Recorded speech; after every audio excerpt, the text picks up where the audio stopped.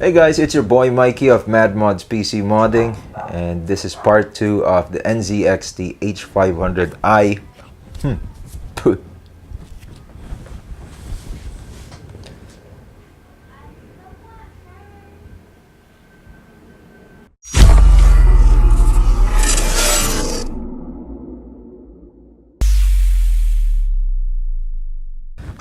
This is part 2 of the NZXT H500i Casemod, which is exactly that build at the back.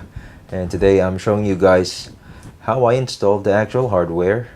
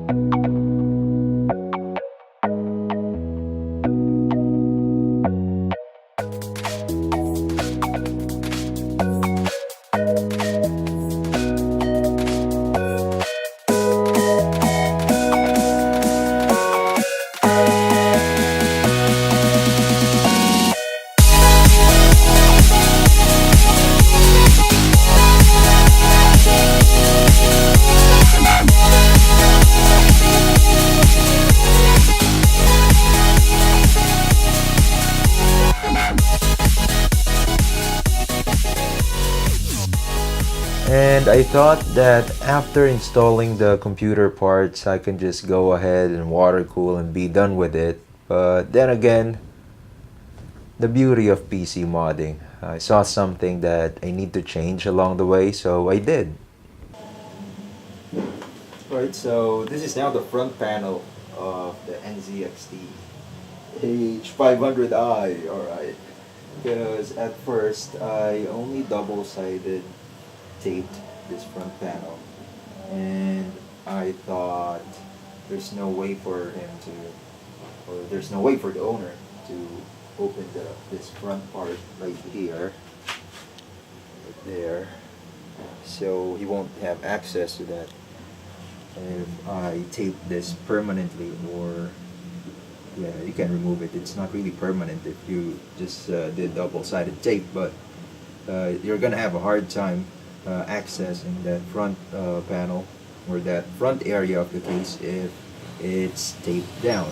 So What I did was picked up some magnets and uh, made this into a magnetic faceplate, something like that. And it holds up really well. So it's not gonna go anywhere. So yes, that's one addition. One of those things that you have to do along the way, because you have to consider what the user experience will be on the case mod that you've done. With that, I was able to add a magnetic dust filter. So we now have a magnetic faceplate, or the front panel, as well as a dust filter. And those cutouts makes for better airflow for the system. And how I like how it combines form and functionality. So that's one goal in case modding. You can choose function, or you can choose looks, or you can combine both. Why not? Right? So if it makes for a better system, then go for it. But sometimes you have to sacrifice one to achieve a goal that you're aiming for. But that's a story for another day. Now let's take a look at the finished build.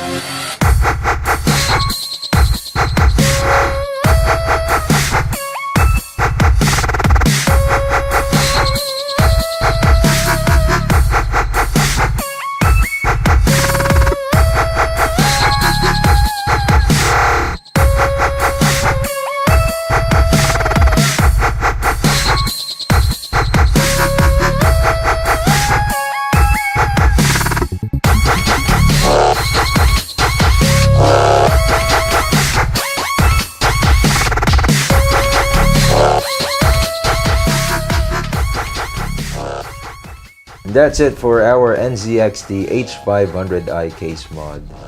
I'm really happy with how it turned out, because now it has better airflow, you have quick access to the front panel, and we were able to water cool a CPU and the GPU of the system, which is really great, because I don't think this case is intended for custom water cooling. It can hold a custom, or I mean a custom, it can hold an all-in-one liquid CPU cooler, no problem, but custom water cooling with all those tubing and radiator and pump and rest combo, it was really tight, but we were able to figure it out. So again, I'm happy with how it turned out, but let me know what you guys think of the build, and then just leave a comment. Also, if you want to see part 1 of how I built the front panel and all the custom acrylic panels, whatever panels are in there, I think I've said panel so many times and I'm gonna say it more. So yeah, I'll leave a link on the description of this video so you can watch part 1, and you can also consider watching this on YouTube.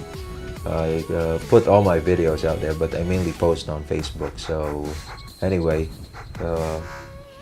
wherever you want to go, Facebook or YouTube, please follow MadMods PC Modding. You can also follow PB Sleeving Works. He's the main guy when it comes to custom sleeving, especially those full custom sleeved power supplies, like the one that we used for this build. Definitely check out Homer's page. He's one of the best sleevers in town. Also, I don't have anything else to say. Let's not extend this video for so much. I'll see you guys in the next one. You're awesome. Peace.